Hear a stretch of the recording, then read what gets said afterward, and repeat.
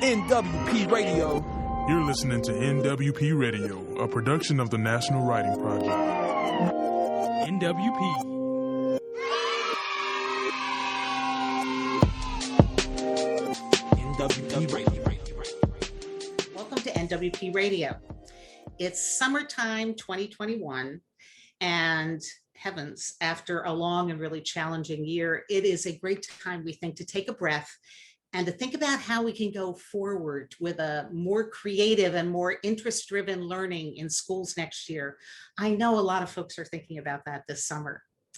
I'm Elise Eidman-Adol. I'm director of the National Writing Project. I'm coming to you from Berkeley, California. But all across the NWP network, teachers have been thinking about rethinking their teaching for next year. And so today's program is really very much about that. Our guests today are from 826.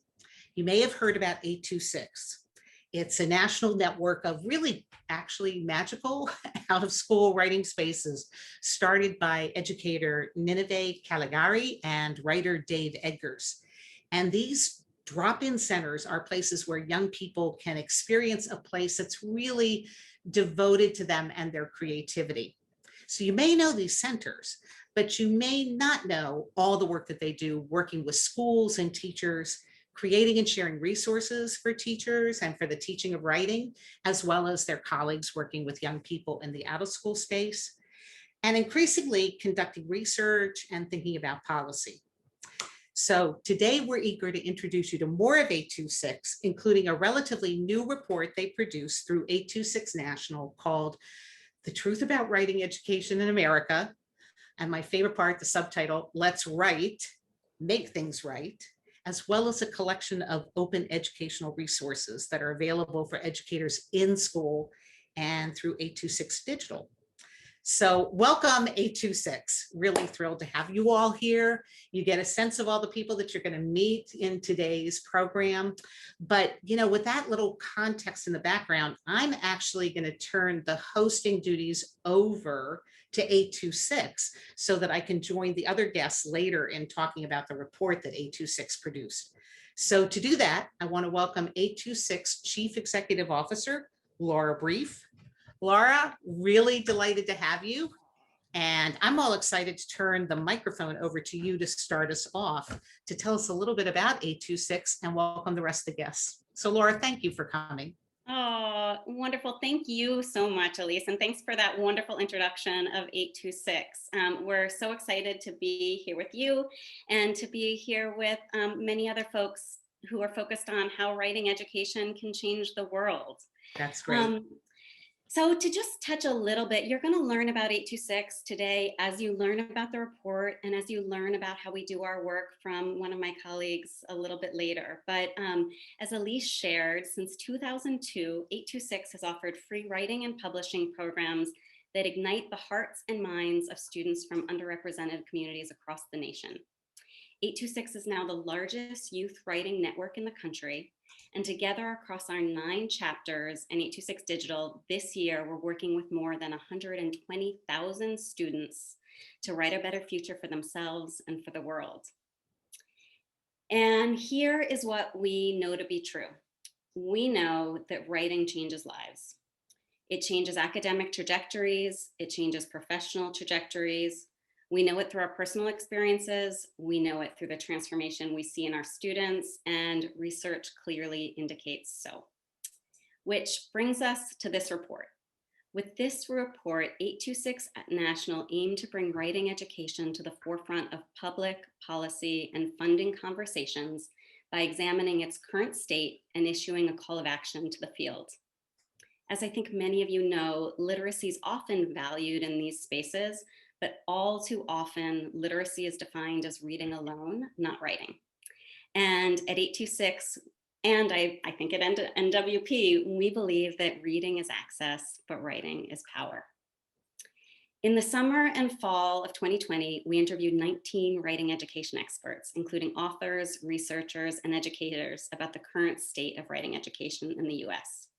We distilled their reflections on the benefits and challenges and inequities of writing education, and then drew on those reflections to outline recommendations to the field. The contributors were universal in their dismay about the current state of writing instruction. Not only has the field been underfunded and undervalued for years, but research on the state of writing education in this country is woefully behind. For example, the last time a national writing assessment for youth was reported on in America was 2011, a decade ago. So writing education in the US is a bit broken. It's inadequate for all and abhorrent for most, working for very few. But as you'll hear, there's hope. You'll hear about the challenges explored in the paper, as well as solutions for how we can work together to fix it. This report is the first in a series to come in which 826 will continually examine the state of writing education by presenting the research and work being done by 826 and in the field. So now we get to the good stuff. It is my great pleasure to introduce two of my colleagues and the authors of this report. Dr. Cynthia Chung is 826 National's Director of Research and the lead author of this study. She brings expertise in data storytelling and in conducting research to help develop and measure the impact of 826 programs. She holds a BA in psychology and sociology from Northwestern University and a PhD in developmental psychology from the University of Virginia. Gabby Oliveira is 826 National's Research and Systems Coordinator, AmeriCorps Vista. She co-authored this study as part of her second Vista term in the national office. She graduated from the University of California, Santa Cruz with a BA in sociology and literature. Cynthia, Gabby, take it away. Thank you, Laura. So I'm Cynthia Chung. And I'm Gabby Oliveira. And we're very excited to present some of the highlights from the report, as well as share with all of you some of the process that we went through as we did the report. So, share my screen.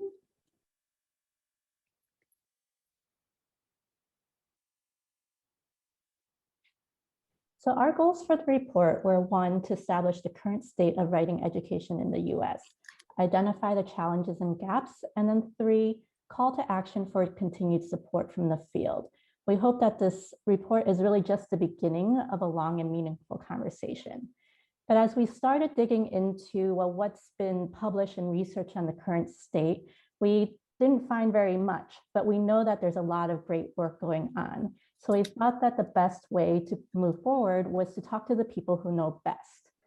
So we identified 19 experts, and we wanted a range of perspectives. So it ranged from writers like Jason Reynolds and Amanda Gorman, who we managed to sneak in a little time before the inauguration, to curriculum experts like Lucy Calkins, researchers like Steve Graham, and of course, experts like Elise and Antero Garcia, who you'll be hearing from in just a little bit. But we also wanted to make sure that we talk to classroom teachers. So we identified teachers from different types of schools from across the country and made sure that their points of views were included in this as well. So we asked all of our interviewees to give us 3 words that they felt most represented writing education in the United States. And we defined writing education as not just what's going on in classrooms, but also out of classrooms with after-school programs and the like. And as you can see, they were largely unimpressed by the state of writing education. The most used words were words like unequal, uninspiring, limited, underprepared, stale. All of our interviewees really wanted to give positive words because they wanted to honor the work that individual teachers and schools and after-school programs are doing, to create great writing experiences for students. But they just felt overall, in a systemized way, that unequal was the word that would most describe the writing education state. We also asked them to talk about what they felt were the benefits of writing. So based on what they said, we broke it up into 4 different categories. The percentages are the percentage of interviewees that mentioned this benefit explicitly. So the first sort of section we have is creation. So this is simply just getting your thoughts down on paper or on digital. So it's communicating your thoughts, it's being creative, expressing yourself, telling your story. And then we moved into self-growth. So this is where a lot of the social emotional learning benefits of writing come in. So reflecting on your thoughts, using writing to heal, to build empathy. Then we move into the thinking and learning benefits of writing. So this is critical thinking was a huge one that a lot of people mentioned. And also organization, setting goals, learning how to research and put those thoughts down on paper. And then finally, we move into empowerment. So this is, the power to affect change, to contribute to society with your voice. And we sort of saw that as the culmination of all of these other skills and benefits that you get from writing. So in terms of the challenges, we identified 3 key themes, and we'll get into each of these themes in a bit. So the lack of time and priority in the classroom, yesterday's classroom, meaning that there are limits in the traditional writing space, and then also scarcity of teacher training. So in terms of lack and priority in the classroom, a study found that only 25% of middle schoolers and 30% of high schoolers write about 30 minutes a day. And a report by the Institute of Educational Sciences that focus on younger students, they recommended that kindergartners write at least 30 minutes a day, and by first grade, it's 60 minutes a day. So we can only assume that for middle and high schoolers, that recommendation is at least 60 minutes or more. And so we're really not meeting the mark on that in our current classrooms. And a second point on priority is a relationship between reading and writing. As all of us know, reading and writing go hand in hand. But what we're finding in the classroom nowadays is that reading instruction is taking priority over writing. In terms of yesterday's classroom, there were quite a few issues that came up here. So first is the lack of diversity. So in the last national assessment, 90% of Black and Hispanic students are not writing at proficiency levels. And another topic that came up with many of our experts about diversity is around the text that's found in classrooms. So this is both in terms of a lack of diversity in the authors that are in the text that we're showing to our students, as well as the content itself. And then also lack of curricula. So we've had different standards come in and out from No Child Left Behind to Common Core, but we often don't find enough standards aligned curricula to really match what the standards are saying. And then finally, with the lack of meaningful writing assessments. So as we said, this isn't about that we need to assess our students more and more all the time, but since there's no national assessment, we still need a shared language for what we mean when we talk about quality student writing. And these conversations need to happen not just among educators, but with our students as well. And the last challenge, scarcity of teacher training. So only 47.5% of teachers have taken one or more college course devoted specifically to writing instruction. And about half of the teachers, and this was in a survey of thousands of teachers across our nation, so half don't feel that they have sufficient PD to successfully teach the current standards. And many of our experts said that when teachers don't feel confident in teaching something, they tend not to teach it. So this is all contributing to the lack of time and priority as well. So from those interviews and conversations and research that we did, we came up with 4 recommendations for the field. So the first one is redefine the classroom. So this is encouraging students to continue writing anywhere, anytime, about anything and on any platform. So not just, the 5-paragraph essay, but making sure that curriculum is student-centered and they're writing about what they want to, and they're using, different social media and online platforms to really redefine what writing can mean inside the classroom. And then we also recommended reuniting reading and writing. So making the relationship between those two things more explicit through discussion and publishing student work.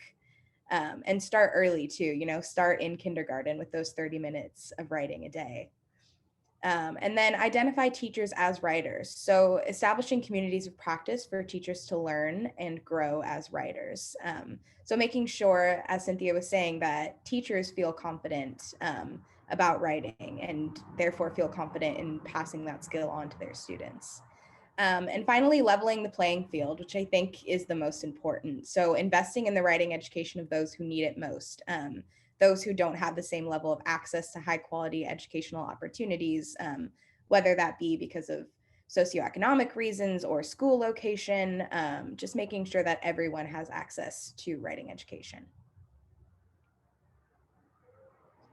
And then along with those recommendations, we also included a section about our role, 826's role, in this continuing conversation about writing education. So redefining the classroom, one thing I think that 826 does at its core is just providing time and priority for writing. We're either having students in our centers writing, or we're going into schools and, providing that explicit time. And then also we create student-centered curricula. So our chapters are creating curricula that is responsive to students' needs. And so is our online platform, 826 Digital. And then also assessment. So we've been working with NWP to create a shared language for talking about student work, and then using that assessment to go back, into our programs and really make sure that we're tailoring instruction to, what students are doing and how they're scoring in their assessments. And then the second one, reuniting reading and writing. So 826 is all about publishing student work. That's our big thing. So just amplifying student voice and also bringing in writing professionals to really solidify that link in between reading and writing. They don't happen separately, they are together always. And then identifying teachers as writers. So this is where we see 826 Digital really playing a part, starting to create, more community spaces for teachers to come in and talk together about writing. And then also just growing our teacher and school partnerships. So just making sure that chapters are being as responsive as possible to teachers' needs as well as students. And then finally, leveling the playing field. So outreach to representative communities and classrooms, 826 tries to work as much as possible with underrepresented communities. And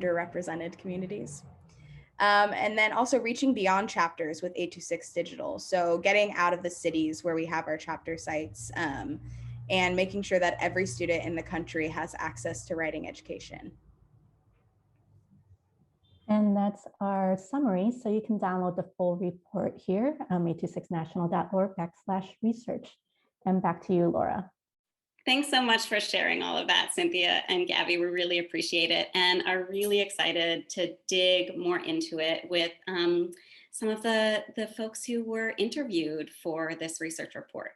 So I'd love to now turn to our panel who, as I mentioned, were interviewed for the report and hear more about their thoughts on the issues raised.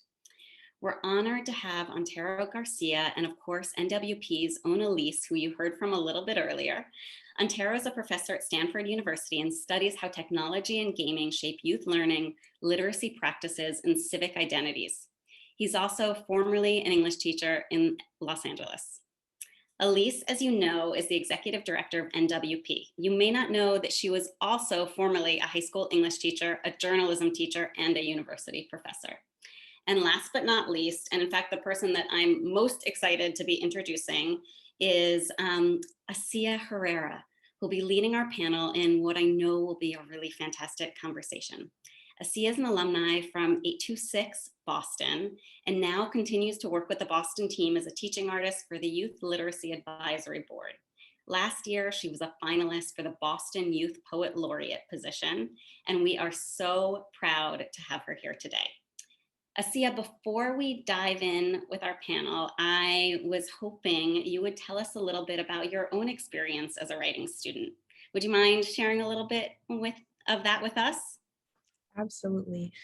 I had my first experience with writing when I was very young. I wrote my first book when I was 7, and since I've written many more.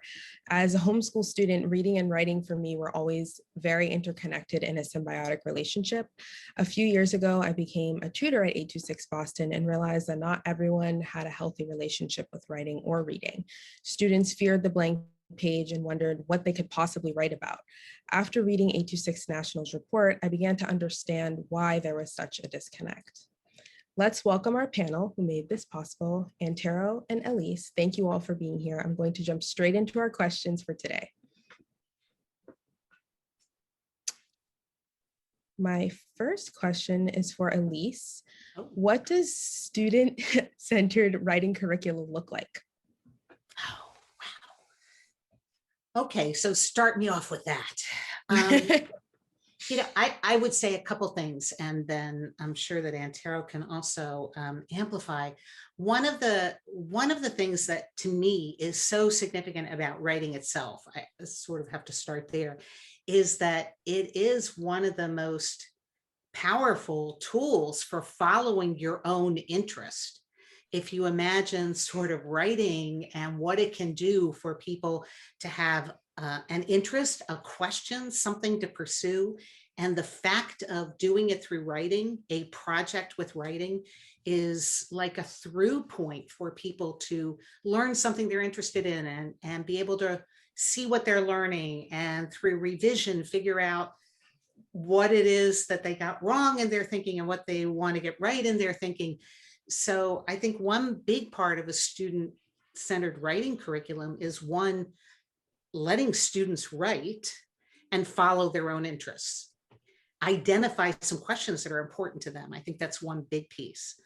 And another big piece is one that I think already came up with the report, and that's not only reading writers, other writers, but reading other young people's writing, publishing my writing and people will read it, reading writing by folks like me, who look like me, who feel like me, who are my age, as well as all those other pieces of writing that introduce me to people who are not like me or from different times and places. We have a lot of that in the curriculum, but we don't have quite so many places in the curriculum for us to read each other's work. And I think both of those help it feel like writing is something I can use for my purposes in a community of writers. And to me, that would be a part of it. Thank you. My next question is for Antero. How has technology influenced student writing? What is an example of student writing that has gone beyond the traditional format? Yeah, thanks, Cecilia. I'll give an example in a second, but I'm gonna do the jerky professor thing of follow up on, maybe it's a politician move and follow up on Elisa's comment. This is like how the debates always work. And I think it's related to technology, right? But I think one of the biggest tensions when we do, a student-centered writing approach is if you let kids write about whatever they want, which I hope teachers take up and do, you better be prepared for whatever kids choose to write about in your classroom, right? Kids have a whole bunch of innovative and amazing things to say, and it may not fit within particular boundaries of what might be seen as permissible or appropriate, or written within standard academic English in all of these ways. And so I just want to recognize, like, this is both the beauty of what writing is and the ways that writing needs to be unbound from the quote unquote traditional classroom. This is where technology fits into this, right? I think about as a Luddite, I don't understand TikTok and I'm fascinated by it. I don't understand what happens on it or how to even make a talk, if maybe that's the singular.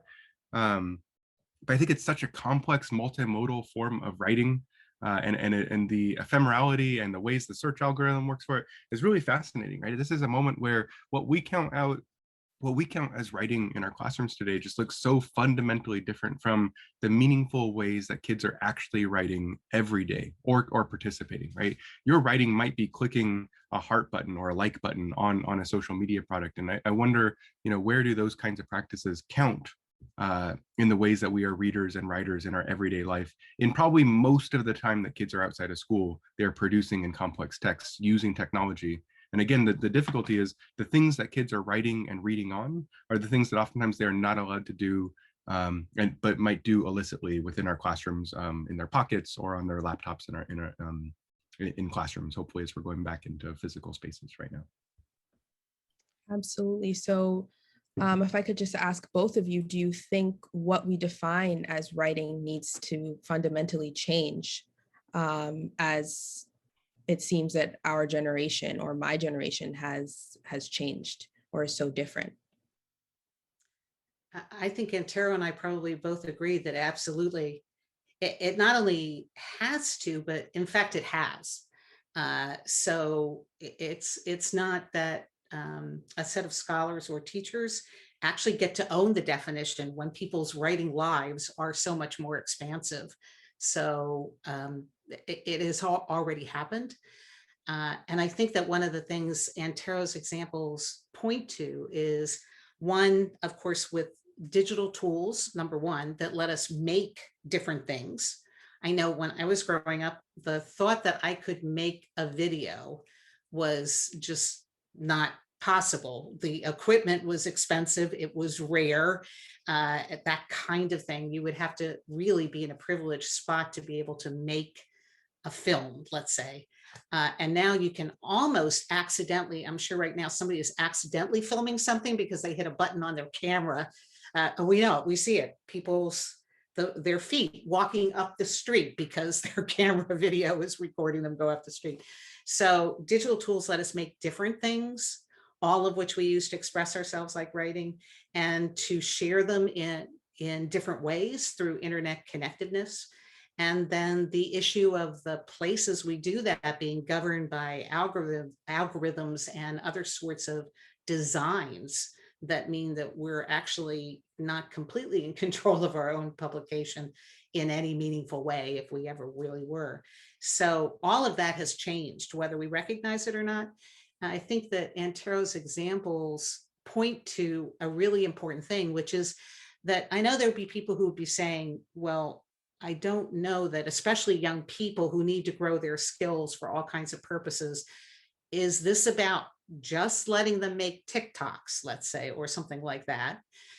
I think that one of the things that the examples point to is that actually the places and times where we write are now all the time.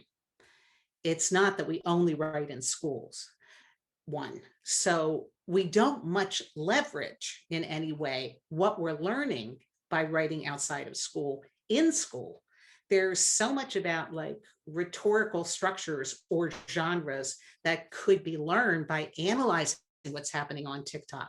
Whether it's about teaching us to make TikToks, probably a lot of teachers are not the best source of expertise in making TikToks. I know I wouldn't be, but actually like the rhetorical and writing curriculum is so deeply informed by those experiences.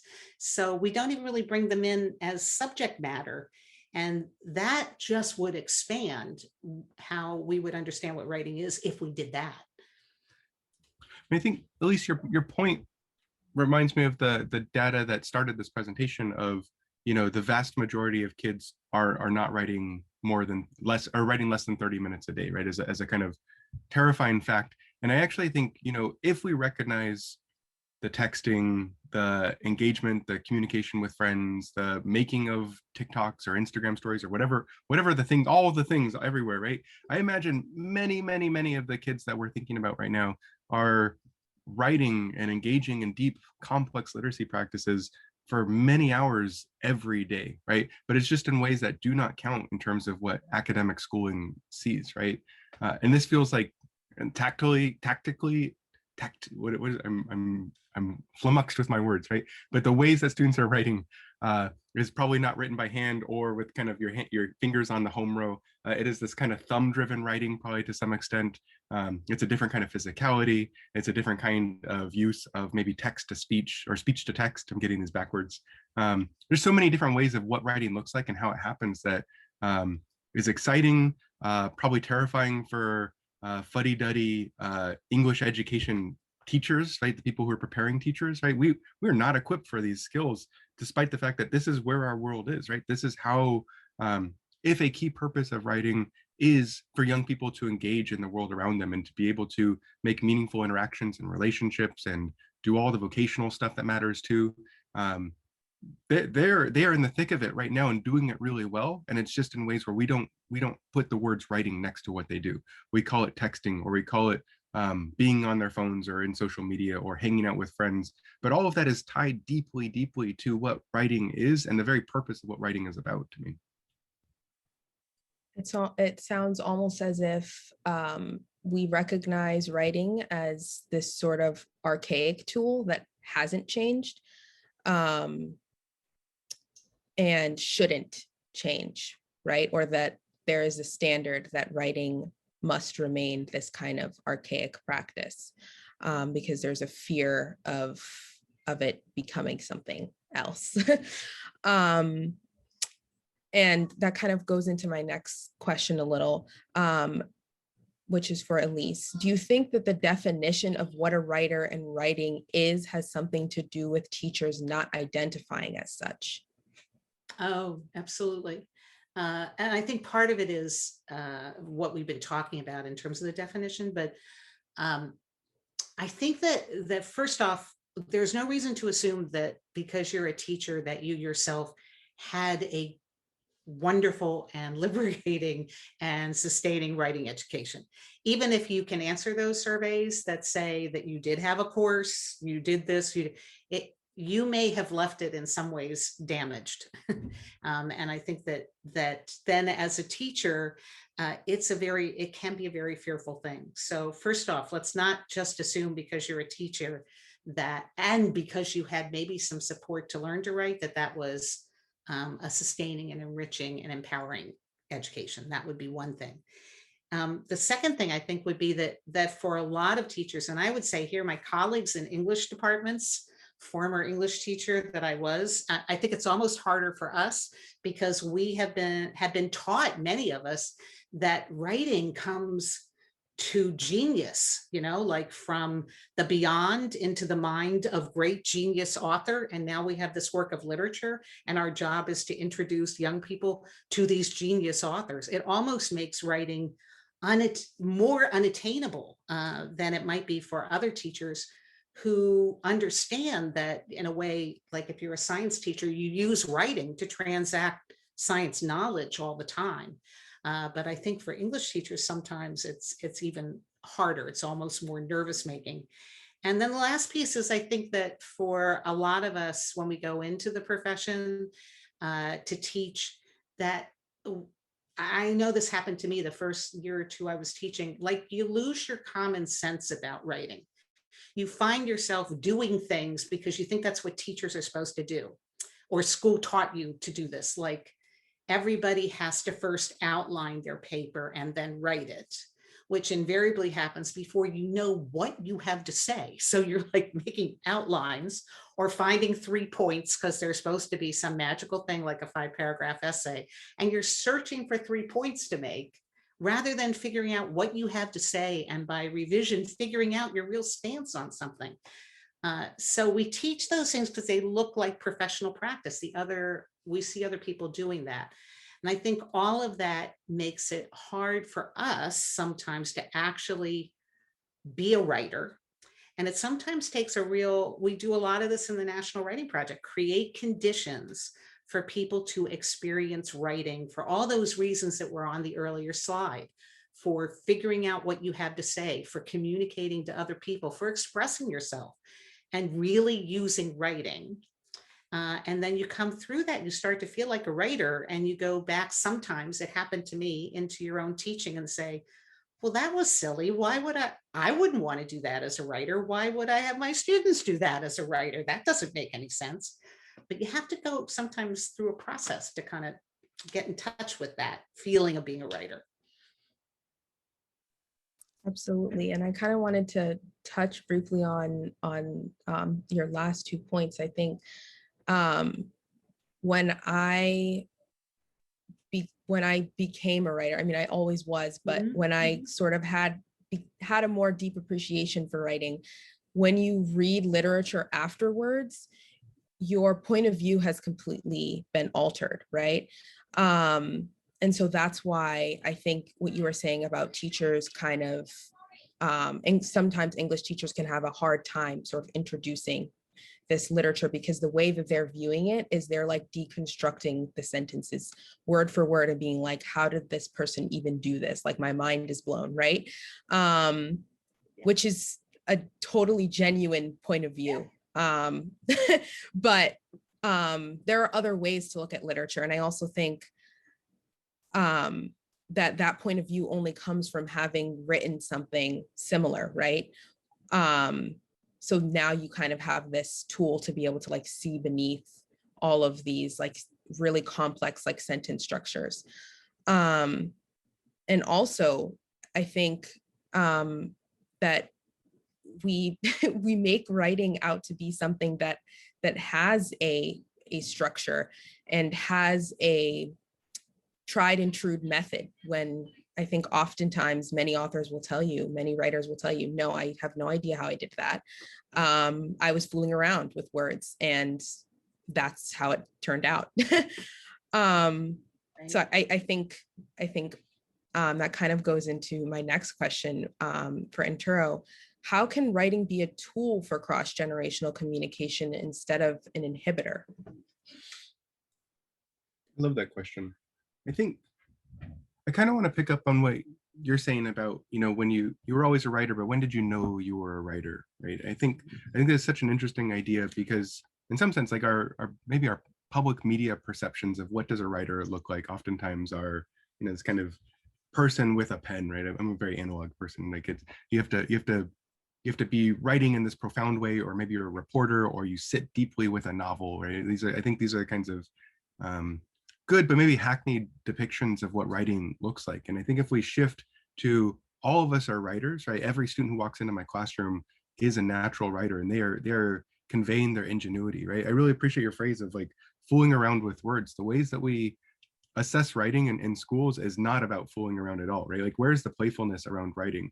And so to me, when we think about cross-generational opportunities, I have almost 2-year-old daughters, twin daughters, and I live up in Redwood City, but most of our family is in Los Angeles. And so the ways that they get to be in communication with my children, other than kind of FaceTime videos or when they're up here, is through the ways that I send media products back to them in various social media things, right? This might be an Instagram post, or a Marco Polo, I think is one of the apps we use. And these are compositional practices that we use, right? That I'm using the tools of writing, of multimodal production, in order to engage with other people. This is a kind of localized example, but I think about, if I go on Twitter and start an argument, which I don't recommend for anybody, but as a kind of practice, that is a place where I'm deeply wondering about audience. How am I going to communicate to my friends? How am I going to communicate to other people?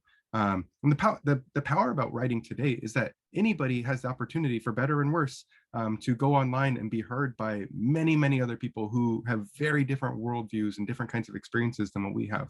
So what does it mean to fool around with words when we have this kind of grand platform, or at least I think use the word amplification or amplify earlier, right? When all of our words could be amplified, what are the huge possibilities of fooling around, and how can we make it safe and playful for young people to play around, both in maybe a smaller pool as well as in this kind of broader world, is what I'm thinking about with this question personally. Absolutely, thank you. And I'm going to quickly turn it back over to Laura, since we are pretty much out of time already. That flew by.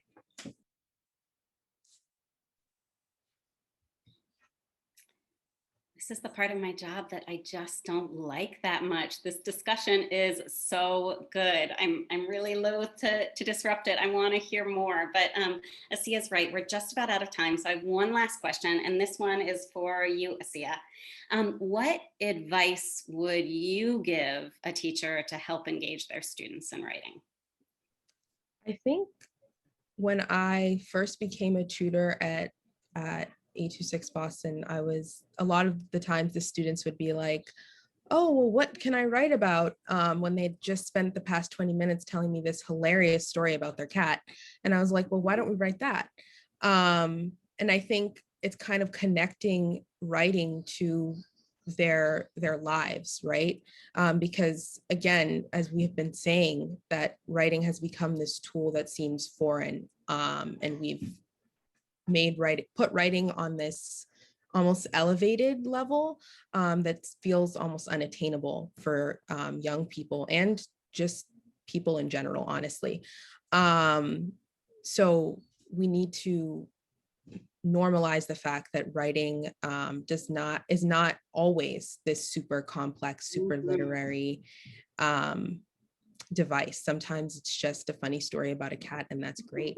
Sometimes it's a script for a YouTube video about a funny cat, and that's great. Sometimes it's a TikTok about a cat, and that's also great. And yeah, I think that's the best way to like sort of just connect it back to their lives in that way. Thank you, Asia. Thank you for those last words. And thank you, Elise. Thank you, Antara. And thank you again, Asia, for those incisive, insightful questions and for the thoughtful discussion.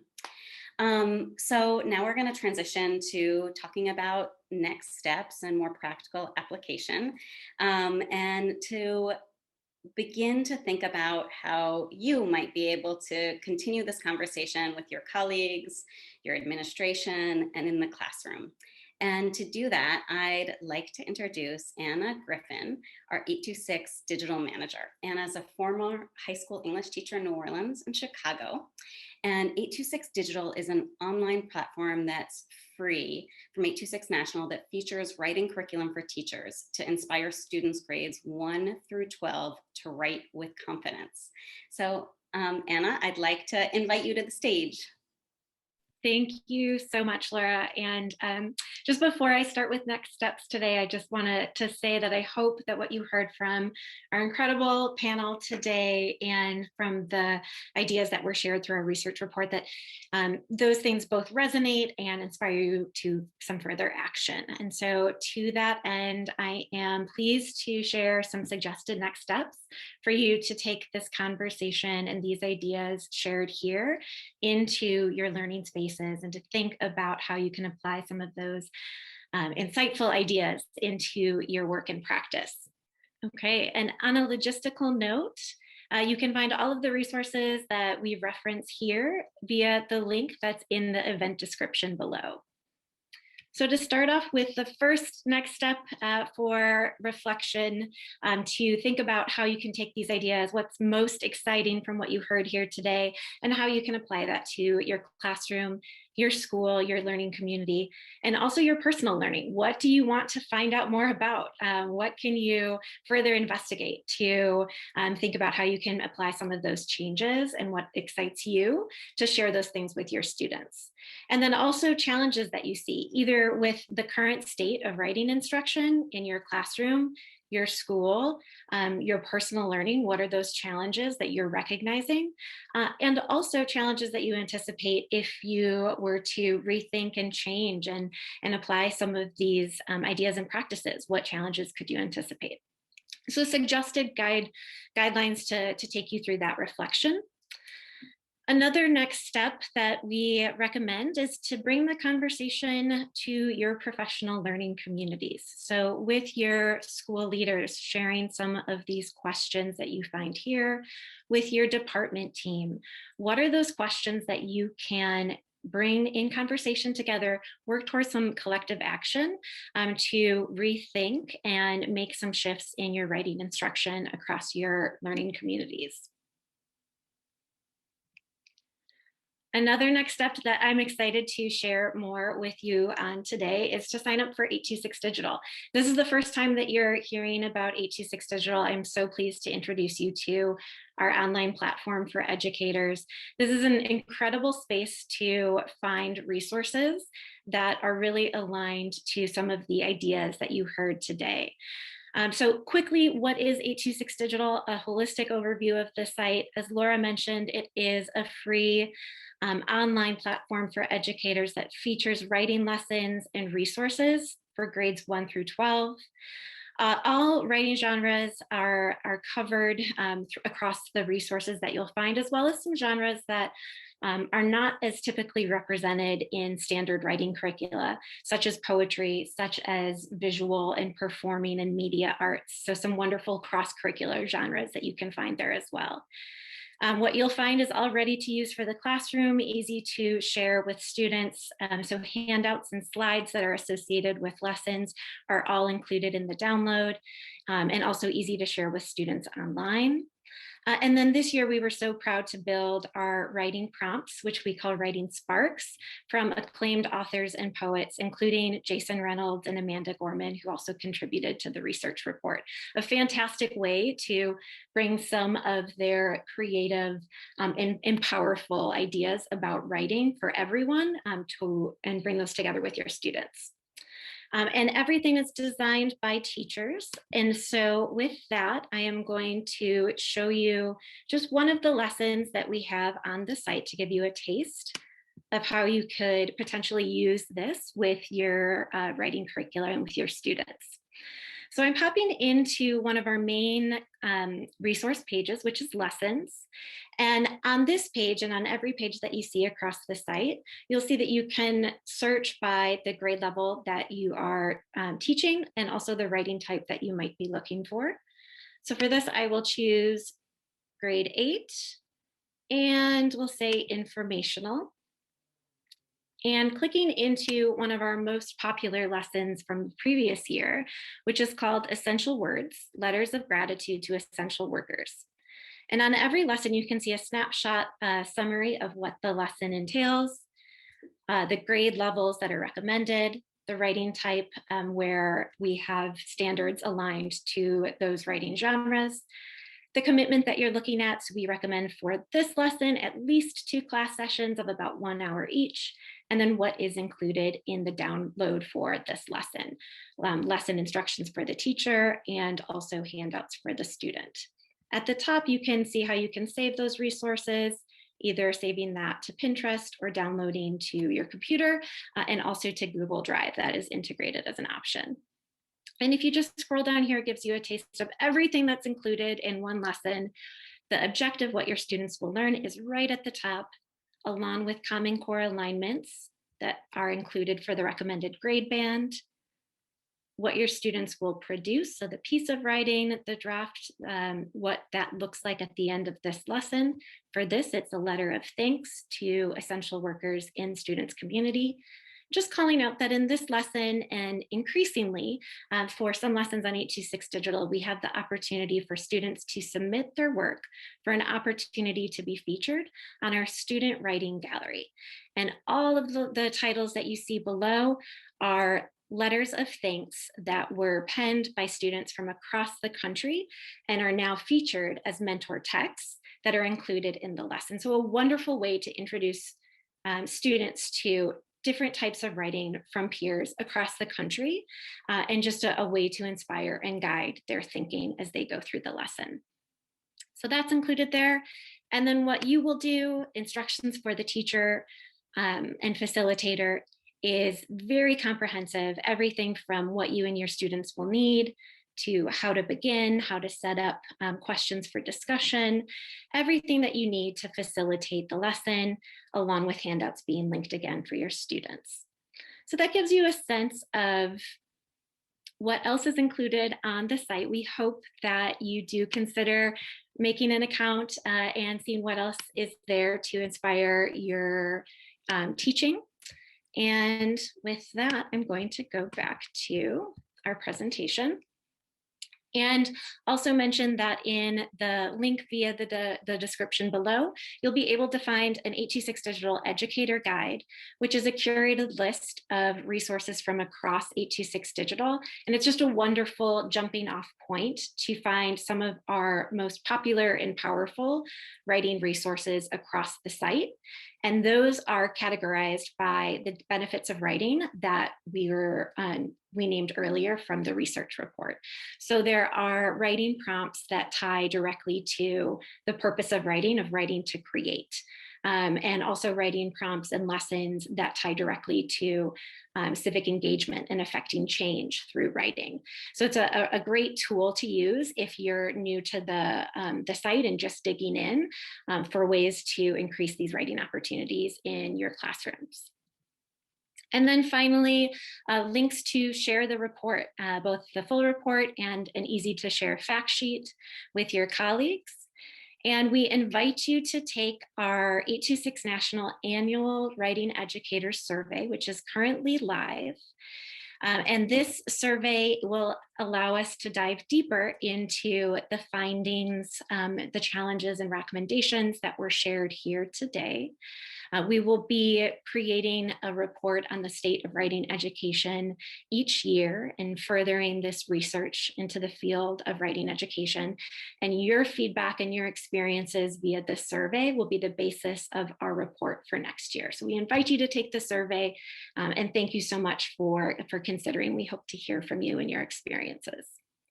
And with that, let's bring back Elise for a few final thoughts today. Wow, thank you all. That last piece is so significant that this is something that 826 would be continuing for several years. What folks in the writing community probably know is that that writing, which has been called the neglected R, reading, writing, and arithmetic, that writing would be the neglected R ever since a 2004 report from the National Commission on Writing, is in some ways even more out of the policy conversation right now. Some of the data that were shared and that are used in the report come from the NAEP assessments on the teaching of writing, on writing, and the surveys that go along with it. Those have been postponed to 2027.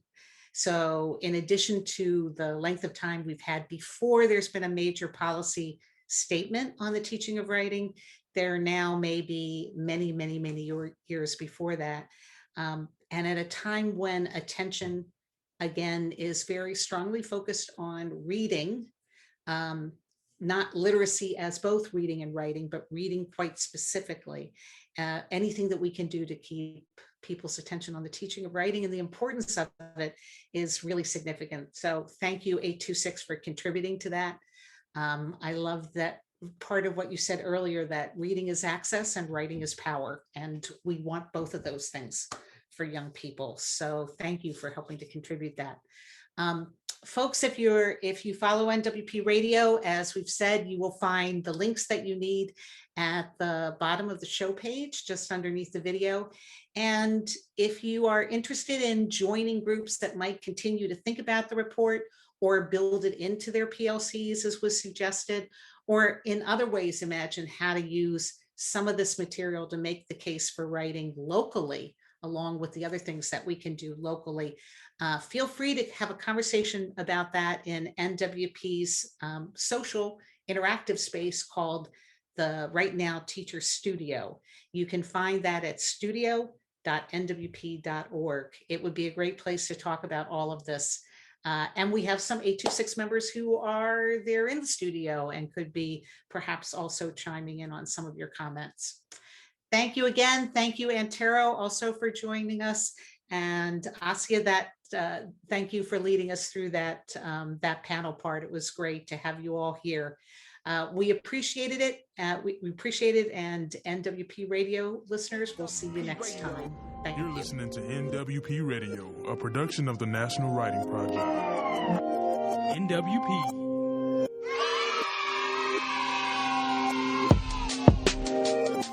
NWP Radio.